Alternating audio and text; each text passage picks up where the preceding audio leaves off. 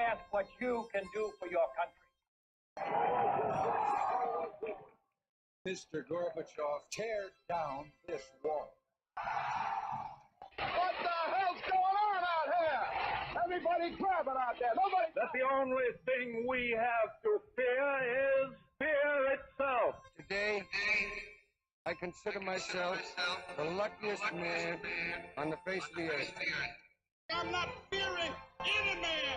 Mine eyes have seen the glory of the coming of the Lord. So 5 seconds left in the game. Do you believe in miracles? Yes! Unbelievable. Free at last. Free at last.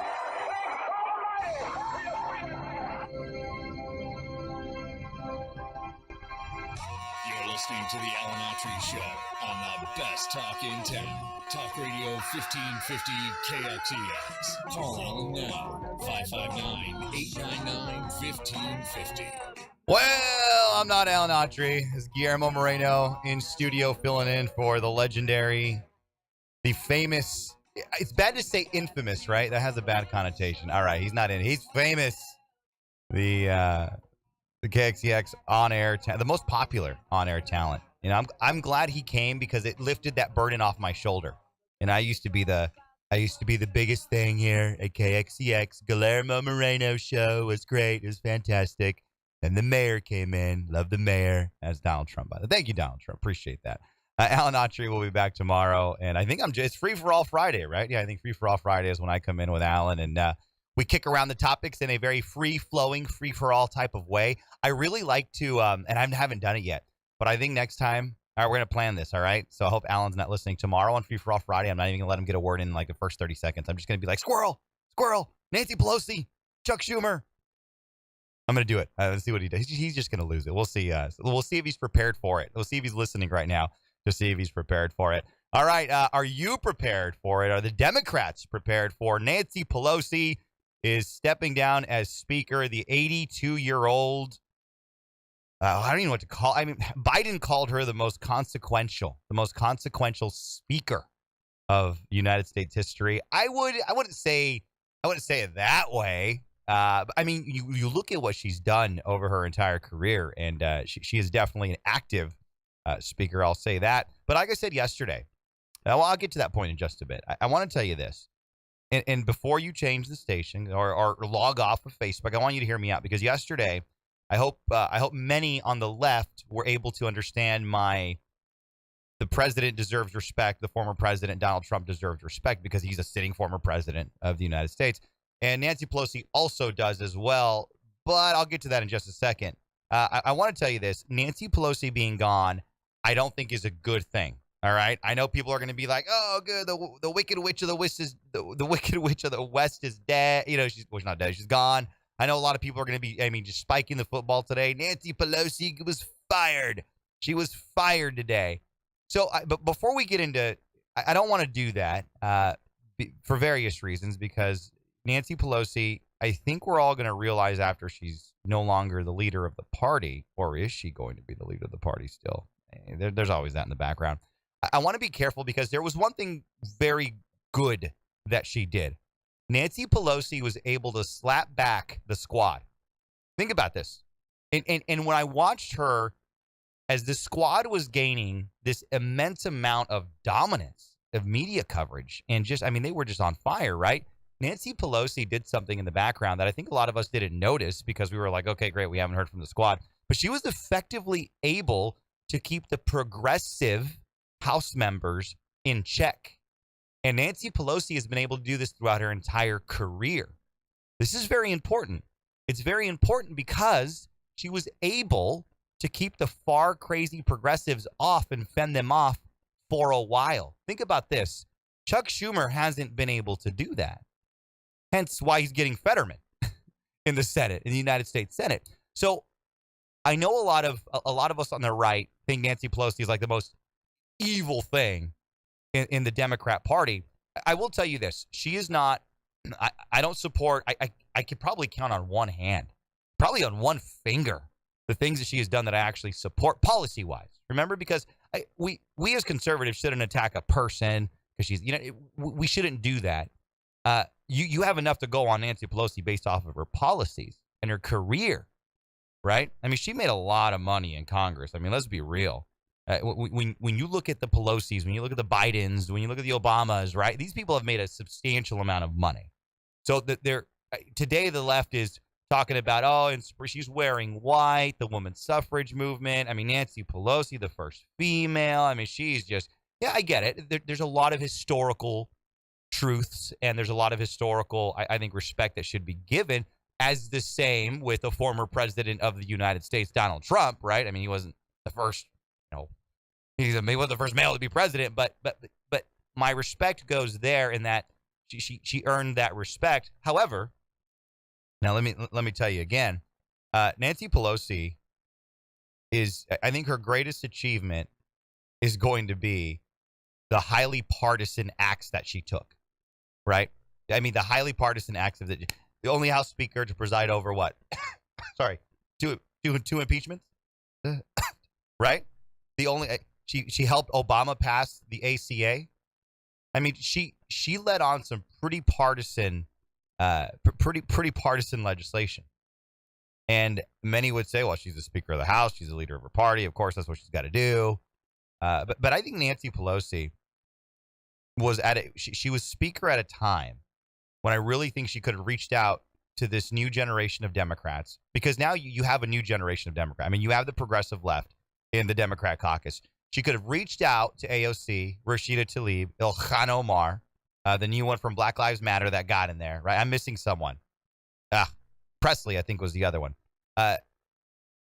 She could have reached out and said, hey, and maybe she did. Maybe she did as best as she could in keeping the squad, pretty much backed up, and said, look, America's not ready for you. I know, because I've been here forever. And I would say that she is one of those JFK Democrats that began to evolve into a progressive lefty, just like Joe Biden. I mean, Joe Biden has gone full blown. You guys can tell me what to do, I'll just do it. But I want you to look at Nancy Pelosi's stepping down, and she's still going to be in Congress. She's still going to serve 2 more years. She's not going to serve another term after this. But I want you to look at this as really a transition in the Democrat Party. Everyone's looking at us right now. Everyone's looking at the Republicans like, oh my goodness, they got horrible Trump. He's back. Never Trump. He's so mean. He's just so mean to everybody. He just tweets and he's a horrible guy. So listen, no offense, but you guys got your own problems on the other side. So how does the Bible say? See, this is where we need Pastor Larry Powell. Before you talk about the speck in our eye, you better take out that big old plank in yours. All right? What, Corinthians 32:27? I don't know. Probably not. We'll figure it out. But the left right now is going to be going through a pretty, how should I say this? A pretty a definable moment. And it's not a definable moment as in, who's going to be the next speaker. Trust me, the Democrats, they plan this out. They're handing it off. It's like a baton. There's not going to be any discussion, really. This is going to be like, all right, I think it's Hakeem Jeffries, I think, is next in line. So it's none of that. But you better watch the progressive left wing of the party. Because I think a lot of those females in the squad and a lot of these progressive members had a lot of respect for Nancy Pelosi because she had been there for a long time. So you got to watch for the itch. You got to watch for this younger generation to say, hey, we ain't doing things like you guys used to do. All right. Obama's no longer at the forefront. Nancy Pelosi stepping down. The Clintons are, well, they're pretty much, let's keep them not busy because then people go missing when the Clintons are active, right? The Bidens are almost on their way out. Hopefully, knock on wood, right? We look at what's going on the left. There is literally a transition going. A transition is happening now with Nancy Pelosi stepping out. You're going to have this old guard of the Democrat Party start to shift. Who's going to take over? Who's the most recognizable Democrat now? I mean, that's not the president of the United States or Kamala Harris. I mean, think about it. The Democrats they're in crisis mode. The Democrat president of the United States, Joe Biden, doesn't leave. Kamala Harris can't find her way around Washington, D.C. yet. Still, You got, who else you got? Nancy Pelosi stepping down. Chuck Schumer's, I don't know what his approval rating, but that thing's got to be in the toilet. You look at the DNC. Is it Tom Perez? Is he still in charge of the? No one even knows who that guy is. I mean, look at the Democrat Party. I mean, they are really people are making fun of us and our self-identity, right? You just look at the left. I mean, they're going to go in. They're going to enter some turbulent time. So Nancy Pelosi, again, the only thing I appreciate, and her stance on China. She went into Taiwan. I think that deserves a lot of credit. So I respect her on those two things. I respect her as a person, what she's been able to accomplish as a female. And listen, politics is ugly. Politics is dirty. Joe Biden said today, hey, when Nancy Pelosi said she had the votes, she delivered. She had the votes. So as a politician, a skillful politician in maybe, bullying people and making them vote a certain way, she had that skill. She had that knack. Sticking around in politics as long as she has. I mean, listen, give credit where credit's due. But at the same time, was she a uniter? Was she a Speaker of the House that was? She just did so much good for Democrats, Republicans. Was she one of these transformational figures in United States history? I would say that's a bit much. I think I was gonna say they'll probably put a statue of her in the rotunda, right? And then 100 years they'll tear it down because they'll find something she said, and something, and they'll find some audio bit, and all of a sudden everyone's gonna hate Nancy Pelosi in 100 years when they're like, oh my goodness, take her statue down. Before you know it, it's just gonna be a bunch of trees in the Capitol rotunda because we're not gonna be able to honor anybody because everyone's gonna. Anyhow, I don't want to go down that rabbit hole. But Nancy Pelosi's gone. Thank her for being able to beat back the progressive movement these past couple of years. But I'm also really I want to respect what she did as a person and as a female, but at the same time, I also don't want to forget all the bad stuff because I'm just thinking as I'm talking, I'm like, man, she also did that bad. Oh man, then she tore up the speech. She did some pretty disrespectful things. The other thing was, she literally didn't allow President Trump to get any type of legislative leave. She pretty much, her job was she was a partisan speaker, a very partisan speaker. And I'll tell you this, we're going to know real quick. We're going to know real quick if McCarthy is going to be one of these transformational figures. Look at Newt Gingrich. Worked with Bill Clinton, right? I think as we're looking at this speaker stepping down and we're looking at the high possibility of Kevin McCarthy coming in, I think we're at that moment where the Speaker of the House could really have some headway. It could really be a transformational figure like Newt Gingrich was. So I think what Kevin McCarthy chooses to do and how he chooses to take this moment, I think will be very interesting. But Nancy Pelosi's gone. I know a lot of you are happy. You should be, more so not because she's gone, but because we're taking over being the reason why she's gone. I think it's a week and a day too late, but whatever. I'm happy. I shouldn't be greedy. We have the House. I wanted the Senate. I wanted the whole damn thing, to be honest with you. I wanted the executive branch. I guess I am greedy, right? I want every branch of government. I want every seat of government to be in conservative hands. But anyhow, all right, listen, we got to take a quick commercial break. There's going to be a wedding at the White House this weekend. Did you know about this? A wedding at the White House. That's right. It's not Joe Biden. He's not getting remarried. I'll let you know who's getting married at the White House and why you shouldn't be surprised that the Bidens are taking advantage of government buildings, government food, government plates, government everything. I'll tell you about that when we come back here on the best talk in town, Talk Radio 1550 KXEX.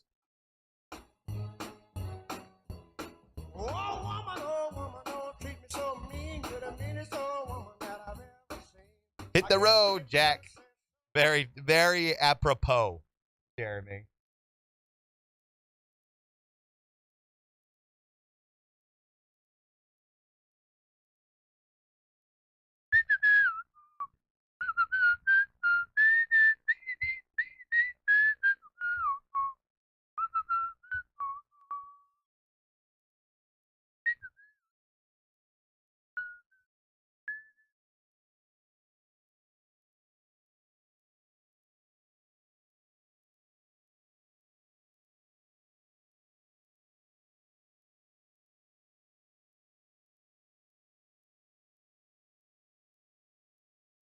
Hey, we appreciate you watching on Facebook Live. Also, Facebook en vivo for our Latino audience. That means live. Bet you didn't know that, huh? You're learning new things every day here on the Alan Autry Show. Where is this article at? You find something. I need to organize my thoughts. What is this article? Oh well, Google it, I guess. See if I can get some of your comments. Interweb. Hope you're all doing good. Alan Autry will be back mañana, so I know a lot of you were kind of like, I know you probably turn it on, you're like, oh gosh, it's Guillermo, or oh, it's a Bullet Bob. We miss Alan. When's Alan coming back? Alan will be back. Don't worry, filling in. It's either this or we're not on today. I mean, let's just be honest with you. It's either this or who's on right now? Charlie Kirk? We throw on Charlie Kirk for the people? For the beautiful people of the Central Valley, California. They love Alan. I love Alan. I worked with Alan when he was mayor of Fresno. We're going to build a golf course there in Fresno. Beautiful golf course. It's going to be great. It's going to be awesome. You know how many people I wish that running horse was in West Fresno right now. Actually, it was in your neck of the hood. Did you know that? Well, not in your neck of the hood. That was Tower. But, I mean, further, like 20 minutes from where you live. Could you imagine that? Fresno having, like, a Trump golf course? I mean, that'd be awesome. 30 seconds? He could live. He would probably be in the studio all the time. Maybe not. Or whatever. He got a boy. Frankly. Frankly, I love Guillermo Moreno. His last name means brown. He's a little brown. He's a great guy. Yeah, Moreno. Color. Come on, man. 10 seconds?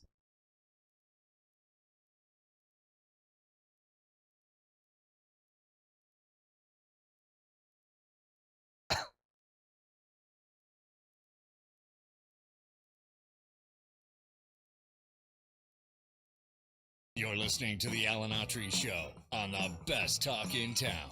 Talk Radio 1550 KXEX. Call Alan now. 559-899-1550. Guillermo Moreno filling in for Alan Autry. Nancy Pelosi is no longer in Democrat leadership. She'll be pulling the puppet strings from the back. I can guarantee you that. She's not going away. These people never go away. Let's just be real. They never go away. You still see Hillary out there talking about why she lost in 2016. You still see Bill out there. Obama's doing a foundation. They all do foundations because that's how they keep foreign money coming into them and their families. I mean, let's just be real. The only person that hasn't gotten rich in politics is Trump. You know that? You know how much money he's lost? I'm like, dude, go make more money. It's not about the money for him. But whatever. You know my position on him. Speaking about females, all right, because that was a bad transition. All right, bad transition. That's all right.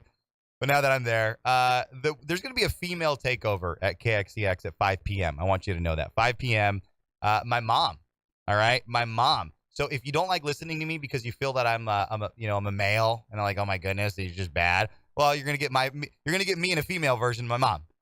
So my mom will be here at 5 p.m. They will be taking over my show. Be taking over my 5 p.m. hour is gonna be taken over by Lisa Moreno, and she's got some fantastic female guests. Because you know what?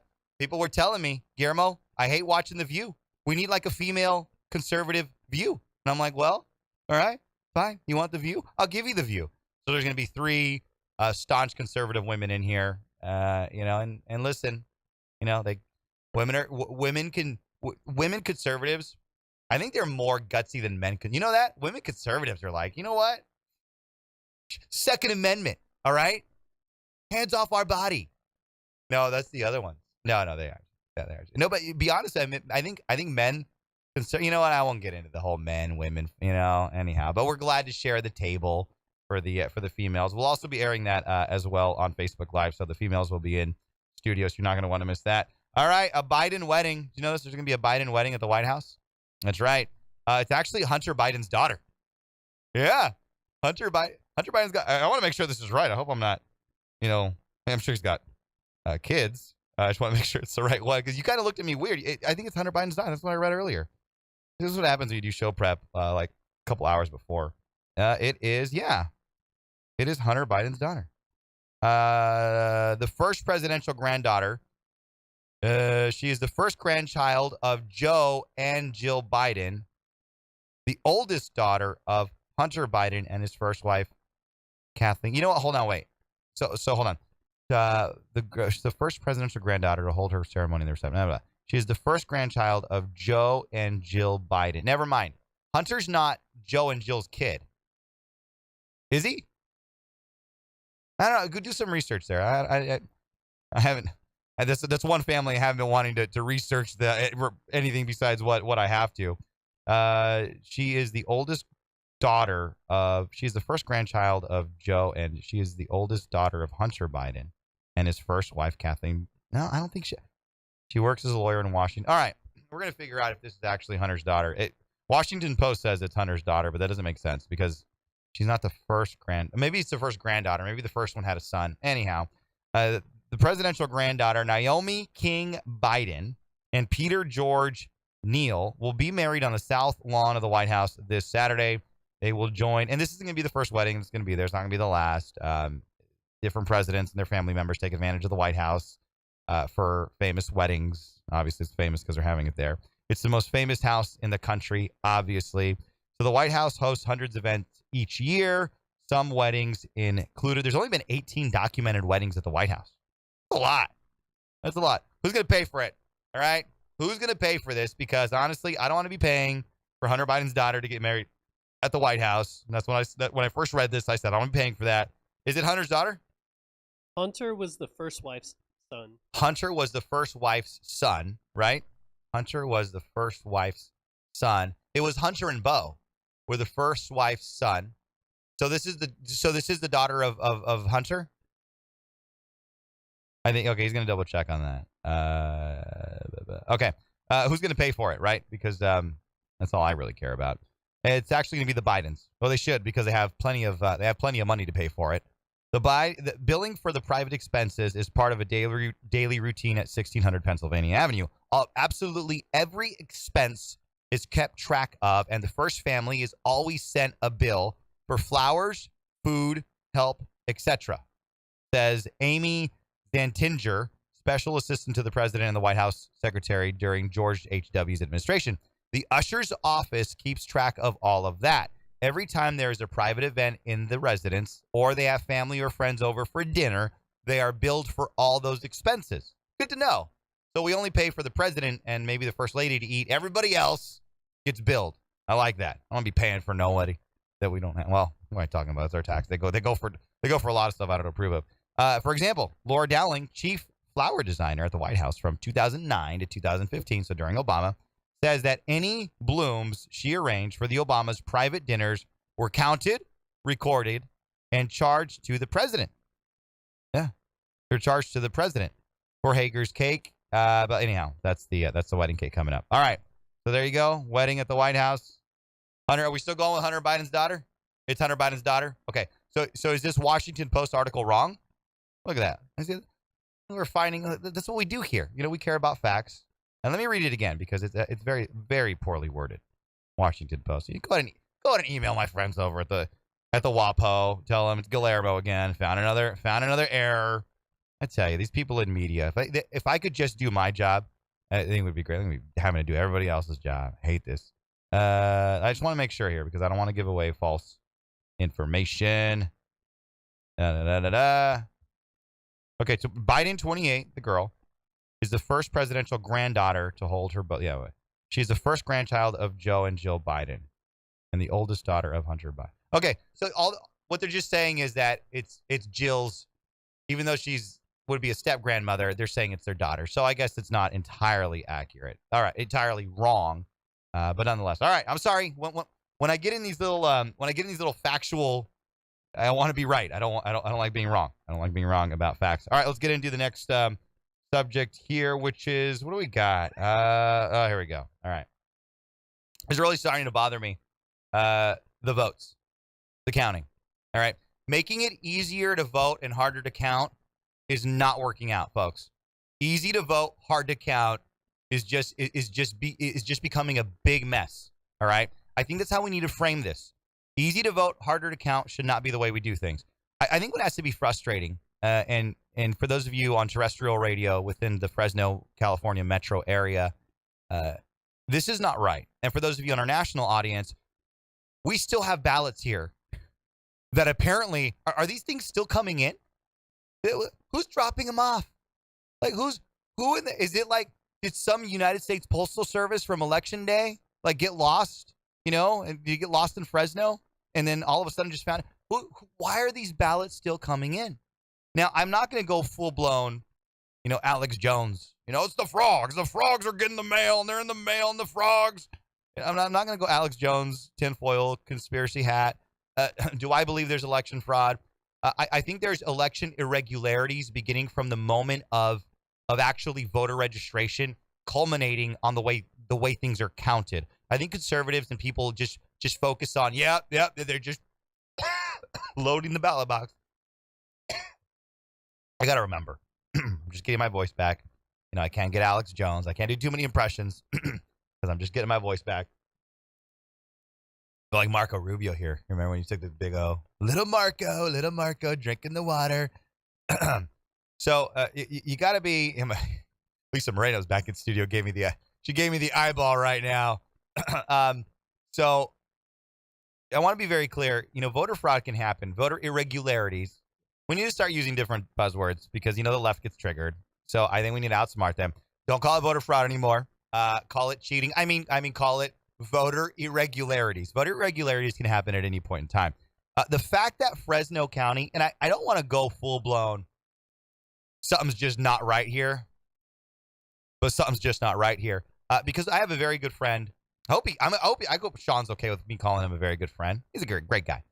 Sean has been at the county warehouse watching the ballots, watching, this entire process play out.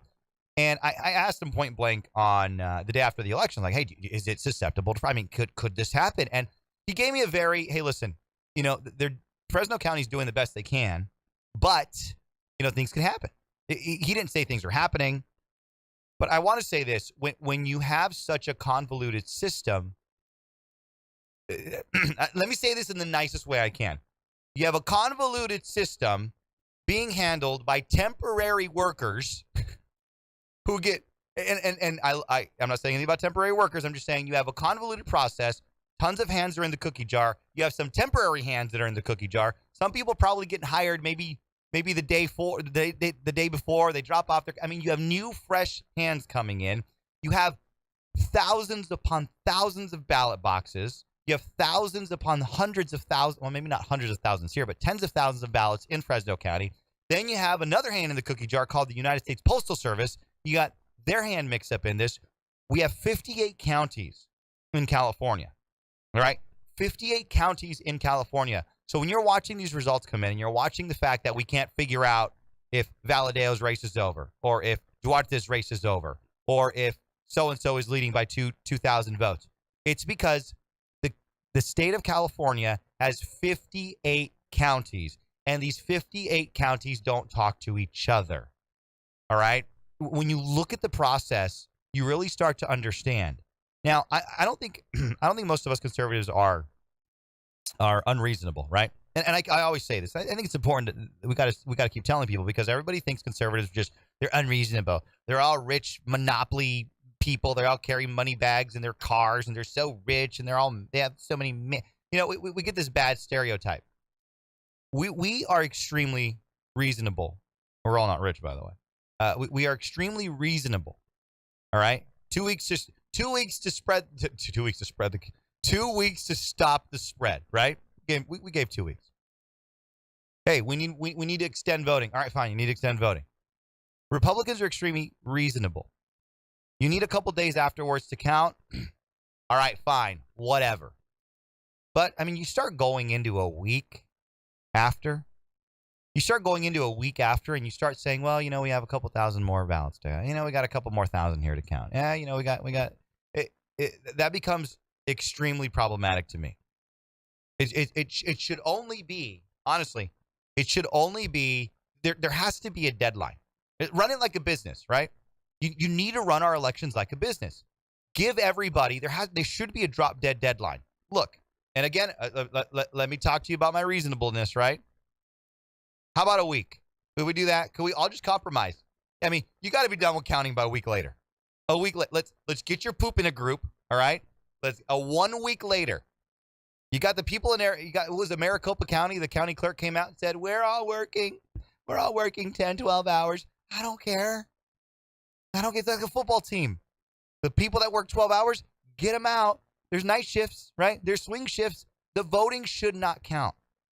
Sorry. The voting should count. The voting should not stop. What? Take 3. The counting should not stop ever. I mean, this should be a 24-hour thing, like non-stop. Get it all in the warehouse, cameras everywhere, be extremely transparent, and the moment election stops, I mean, you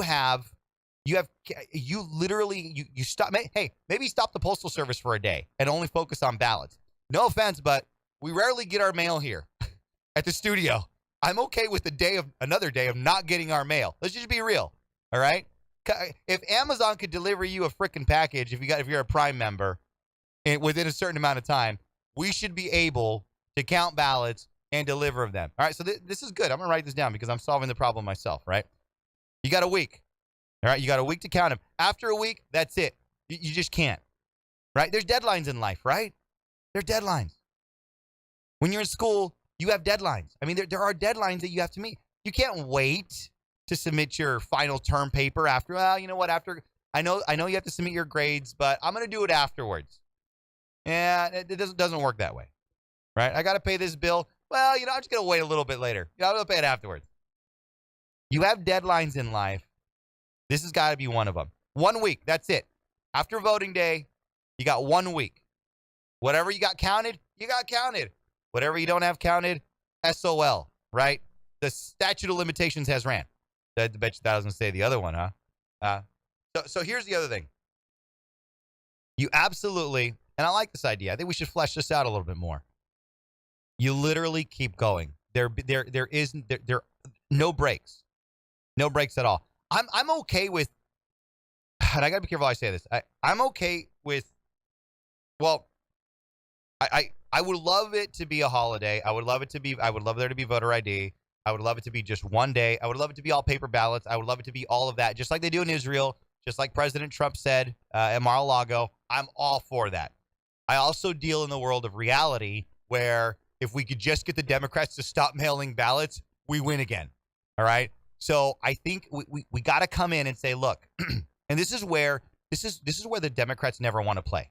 All right? Because they have this absolute abstract, crazy idea, and they're not going to budge from there, right? So I don't think our response should be, let's go to the other end and be like, damn it, you better put blood on your finger, right? I mean, you blood on your finger and sign with your finger. We don't need to go to that extreme either. Because when you ask the left for details and just to meet in the middle, like we should be doing with immigration, right? You want amnesty, Chuck Schumer? How about we get some border security, right? You notice when you ask the left for specifics, they never want to give any. They never want to give in. Hey, we're pro-life, right? You're pro-choice. Give me a time frame, right? They won't give you a time frame. So on everything, please don't forget, ask the Democrats. All right, and I do this all the time with my lefty friends. I always say, okay, I disagree with you, but let's just take your facts as true and give me some specifics on things. They're stopped dead in their tracks. Half of them realize that they just have zero argument. The other half double down and just go crazy into stupid no matter what. But you ask them. I mean, ask a lefty. Hey, how long is it too long to wait for ballots to be counted? Well, every ballot deserves to be counted. We need to take our time to make sure we do it right. Well, hold on, wait. So does that mean that we could wait until next year? Some of them will probably tell you, well, as long as they're counted, it's, no, you have to have some definable stopping point. You just have to.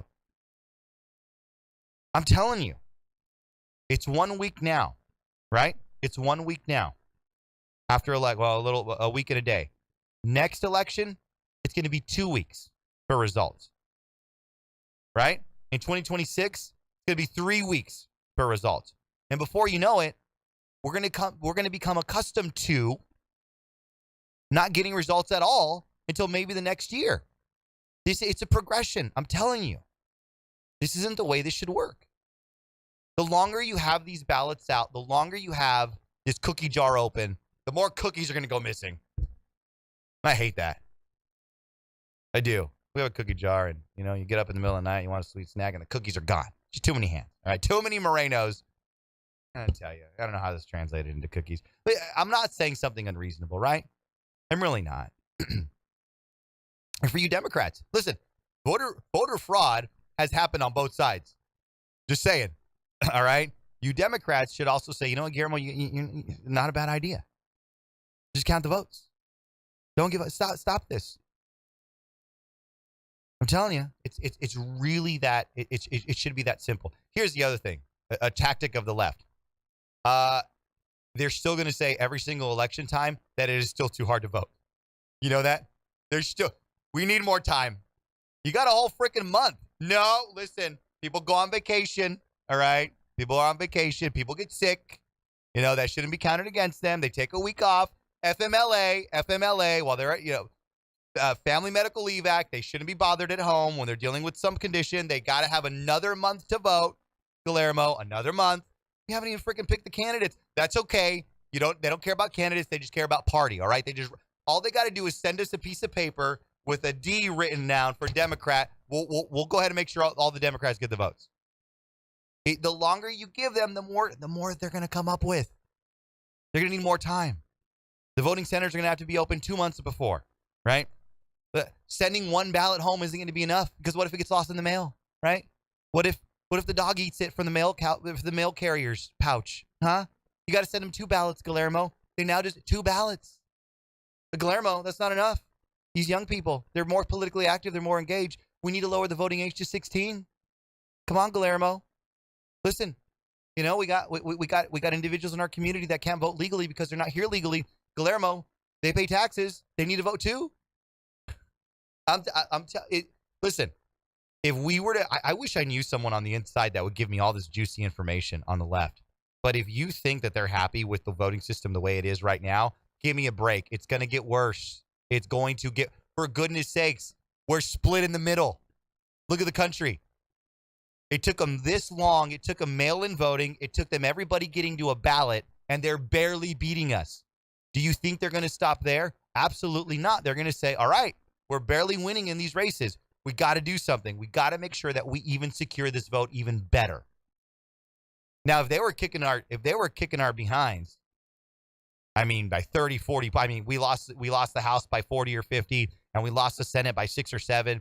I mean, yeah, then they probably wouldn't push it any further. But we barely won, and we barely won in the House. They barely won in the Senate.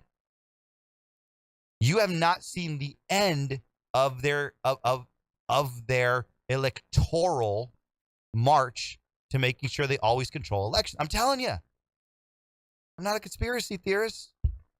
All right, let's get I don't want to take a commercial break because I'm behind, and I have some good. Good news. Hold on. Let's get some good. Well, let's get Laura Fisher. Laura always gives us good news too. So let's go ahead and get Laura Fisher on the line. Laura, and I want to hold on before we get Laura. Laura, you're there. I can hear you in the background. I want to thank. I'm here. I want to thank Laura because she is. So when is Guillermo Moreno's name going to be read in space because of you? Probably. My guess would be tomorrow or Saturday. All right. Tomorrow or Saturday. So my name is going to be across space? Yes. And so is KXEX Radio. Ah, you're a sweetheart. All right. I love it. All right. So the launch went off, right? Without a hitch. Is it like a voice recording or someone's going to be transmitting from Earth up in space? No, it's a voice recording. It's a hard drive with 100,000 names. And what they do is as it orbits the moon, it was payloaded with the Orion lunar module, and that's actually what's going to be orbiting the moon. Because it's going to be photographing and trying to get longitude and latitude areas that are potential for the manned Artemis 2 that will be going up in 2 years. Ah, okay. So as it goes around, it's going to be calling out all of these names. So then before it comes back to Earth, it's going to shoot the hard drive into space. Oh, man. So some alien in a couple of, I don't know, generations is going to get this hard drive. Well, they're going to get 100,000 names. They're going to pick me apart. Hopefully they won't pick me apart from. So don't forget, I'm a Scottish lord. I own 12 foot. I own 12. I own 12 inches by 12 inches in Scotland. That entitles me to be a Scottish lord. So how are they going to read my name? Do they even know how to say it? Now I'm worried. What if they literally say it the way I've been saying it? Guillermo Moreno. I don't know. It's like a Siri type voice. Oh, she's definitely going to get it wrong. Not because she's a woman, but because she's Siri. Oh, I know. I've heard some of the pronunciations. It's very interesting. Oh, man. All right. I can't wait. All right. Real quick. Okay. On the voting thing, I just want to say one thing. This is my plan. This is what we should do. We should do across all 50 states what we do in Florida. They count early votes as they close the polls every day for early voting. As mail-in votes come in, that's how we have our results so early. Because that's a quick fix. After that debacle with Bush Gore, they said no more. We're not going to do this anymore. So all early votes and all mail-in votes are counted. That way, if any mail-in votes, because we have a lot of elderly people. So if there's a signature discrepancy, that individual has an opportunity to come back before the actual election day and correct it. I also think if someone has an illness or a disability that prohibits them, like if they have a motor disability, my friend's daughter has Tourette's. She's very spastic. She could never sign her name the same twice.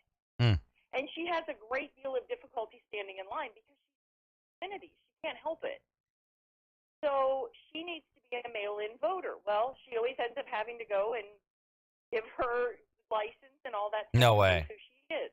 I think that if you have a disability, you should be able to go to your local voting office and you should be able to get a PH sticker put on your mail-in ballot. You give them your fingerprint at the election office. It is on file. The PH sticker will then pick up your fingerprint, and that way if your signature doesn't match, but your fingerprint does, your vote counts. If you don't have that and your signature doesn't match, you're out. I like that. Why haven't we done this fingerprint sticker? That's way better than a signature. Well, you can't fake a fingerprint. I mean, listen. Really remember, everything's racist, so we got to figure out why fingerprints are racist. You know what it's going to be? This is horrible. I'm just giving. They're going to say, well, minorities are, because they say minorities are incarcerated at a higher rate, so they're going to have more fingerprints in the system than. Well, actually, that would kind of work in their favor. Yeah, because we'll know who you are. Well, I'm just thinking about all. So here's I like that idea, and I don't know why I didn't think of that, because you're right. In Arizona, they open them like on the day of. So had they been counting them way ahead of time, this would be good. But here's the other thing, Laura. I'm not sure I want them opening ballots ahead of time in California. It just gives them more time to, to cheat. But they have like when mail-in ballots come in that day, they have to be counted that day. Just like they are here in Florida. They have to be counted that day. Okay. They've got to stay. They've got to get them all counted. They've got to be tallied. They've got to be recorded that day. Period. I like that. So then the next day when you open up, and we need to have a national holiday every 2 years, that Tuesday, everything is closed like Christmas. That way there's no excuse, I have to go to my job. No, you don't have to go to your job. You can go vote. Because that's what's prohibitive for some people. I mean, like I have friends who they had to work. And we don't have early voting on the weekends here. They do in Georgia, but they don't here. We should have basic guidelines that every state needs to follow. That you have to, we have a fingerprint. When you register to vote, for crying out loud, if you can take a picture to try on glasses, you can take a picture and have it attached to your voter's registration card. And there are 39 states in this country that will give you a free state issue ID. So I don't want to hear, I don't have an ID, that's racist. No, it's not. You got to have an ID to buy spray paint and cough syrup. Yep. So don't and tell vapes, me that by they're the way. selling you spray paint and cough syrup and vapes, or cigarettes or beer or lottery tickets, and you don't have an ID. Yeah, preach it. Here. Let me ask you this, because you said something that I'm like, I just don't buy yet. When people say like, I gotta work, I can't take the time. Like, There's so many days to vote. Like, what are you talking? You don't work 24 hours a day. I mean, unless you're a surgeon and you got a long shift. No, but I'm saying for day of voting. Day of there voting. Are some states that, like I said, they only are open. The polls are only open till 5 o'clock. If they're open from 8 to 5 and you work Monday through Friday 8 to 5, you can't early vote. Yeah, I like it. I like it. Like my husband had to hustle because we just got out of that tropical storm, and he was working. He had to work late on election day. He went in at 5 o'clock in the morning, and he barely made it in time. Man, never mind that. Well, what time does they close at? What, like 7? They closed at 7, and my husband got home at 4:45, and our polling place is 8 minutes away. Yeah, that is a problem. Well, I like it. And he's not alone. I mean, think about how many other people, nurses that work medical field is, and things like that. So we should just have a national holiday for that, for the majority of people. And when we do early voting, count the votes that day, because then that night, everybody on the East Coast is going to be in, and by the next day, everybody on the West Coast is going to be in. Yeah, I like it. I think so. And listen, and for the ones that come in that day, you got to have a deadline, Laura. We got to have a deadline. There has to be a national. That would help us, because you got to remember, these state voting laws are very antiquated, because when most of these voting laws were thought up, we had less than half the population that's a good point. voting that we do now. When you have 160 million people voting versus 70 million 50 years ago, that's a big difference. Yeah, you hit it on the money. And when you don't have the bodies to count, that's the other problem. Yeah. All right. Yeah, I have here on the call screener here, DeSantis. I know it. Yeah. I know. I got bad news for you, baby. I just went over DeSantis' financials versus Trump's financials. DeSantis, after he paid all of his bills, you want to know how much money he's already got? You mean like personally or for his campaign? For his campaign. All right. What is it? $210 million. DeSantis does not have $210 million. Oh, yes, he does. Shut the front door. The day after he won here in Florida, you ever heard of Steven Schwartz? Yeah. He's the CFO of BlackRock. Yeah. Yeah, he gave DeSantis $5 million. You ever heard of the Jenkins family of Publix? They were huge, ardent Trump supporters. Gave him millions for both presidential runs. Julie Jenkins paid $750,000 for the Stop the Steal rally. Huh. They just gave him a check for $15 million. All right. Where's Trump at? Trump is less than $100 million, and when DeSantis got his $10 million check back at the end of September, Trump was on Truth Social crowing that he raised $22 million, but what he didn't disclose is that he spent $20.9 million to raise that $22 million. Now, I'm not a financial expert, but when you're only making $1 million off of a $22 million fundraiser, you need to get new people to get the money for you. DeSantis has spent less than $1.5 million to raise money. But here's the other thing. Remember, Hillary Clinton outspent Trump as well. So, I mean, the money fact, it's important. You need it. No, but there's a lot more other things too, baby. Well, I'll tell you what, hold on. Wait. Laura, you're the one 72% of voters under 30 across party lines say they want to see younger candidates. Yeah, but those people don't vote themselves. They're too busy. They're too busy vaping. Of Democratic voters under 30 said they do not want Joe Biden to run again because of his age. These people, these are voters, these are registered voters under 30, have said they want to see younger candidates. Yeah, I agree. I want to see younger candidates too. I want $1 million. I want my name to be read in space. Oh wait, you are to kick Trump's fat butt he's back to not. Mar-a-Lago. Here, Laura. Now you're the one that gave DeSantis the name to Satan. So are you all on board now, or you just hate Trump that much? No, I'm just looking at the facts. Well, money's money. I'm looking at all of the numbers. I'm looking at the fact that 6 billionaires have already come out. Came out less than 24 hours before he ran and said, nope, we're back in DeSantis. Yeah, but how many more are going to come out? I'm sure many more are. He's not going to survive on small donors. His money is dwindling. He will. He's going to survive because he gets so much free unearned media. I mean, he's going to survive. So DeSantis. Well, DeSantis is also going to get. Yeah, he's going to get a lot of free unearned media. But DeSantis is just not tested nationally. I don't think this is going to. Okay. This is not. This is not going to translate. 22 not going to presidents who translate. were never tested nationally. Very, Barack Obama, Bill Clinton, Theodore Roosevelt, Well, no. FDR, Barack Obama. Ronald Reagan, George W. Bush. It was also a different time. It was also a different time. Barack Obama was. You remember that amazing speech that everybody fell in love with. So I mean, I wouldn't say that was testing him nationally, but he had some national appeal. Okay, then if you don't agree with my national, if you don't agree, in his footsteps. I don't know if you've heard him speak in the last 3 weeks, but he has a linguistics coach. He needs one. Now taught him how to speak, because this is the biggest problem with Donald Trump.